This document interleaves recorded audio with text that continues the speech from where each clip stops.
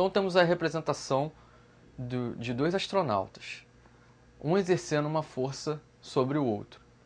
O que está acontecendo aí? Eles estão livres de forças externas, né?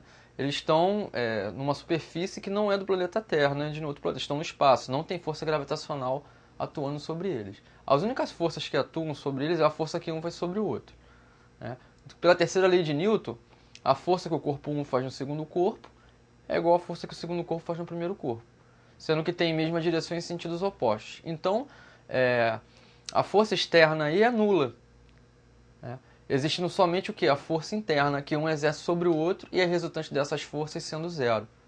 Então, nesse caso, a gente pode dizer que não existe força externa. Em qualquer sistema isolado de ações externas, o impulso total sobre o sistema será sempre nulo, ou seja, no sistema não haverá variação da quantidade de movimento total, como naquela figura que a gente viu.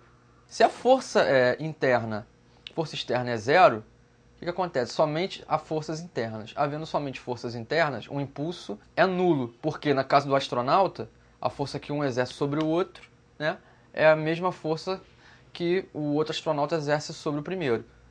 Isso significa que a resultante é zero. Sendo força zero, o impulso também é zero. Então a variação da quantidade de movimento também seria zero. Então a quantidade de movimento de um sistema isolado sempre se conserva, qualquer que seja a ação praticada pelos corpos do sistema. Então a gente tem aqui esse ΔQ é igual a zero, então a quantidade de movimento final é a quantidade de movimento inicial. Então a gente tem um esquema aí representando um impulso resultante sendo zero. O que acontece com ele? Se o impulso resultante sendo zero, então o somatório de forças que atuam sobre as partículas externas, o somatório de forças externas é zero, né? Num intervalo de tempo muito pequeno. Havendo isso, a quantidade de movimento antes é igual à quantidade de movimento depois. Antes de quê? A quantidade de movimento antes da colisão é igual à quantidade de movimento depois da colisão. Então a gente está vendo aí. Podemos dizer também que a quantidade de movimento total do sistema isolado é constante. O que isso significa? Que a quantidade de movimento total é sempre a mesma. Isso está representado como? Pela Q de antes igual a Q depois, como a gente viu no outro slide, né? Então a quantidade de movimento antes do choque é igual à quantidade de movimento depois do choque.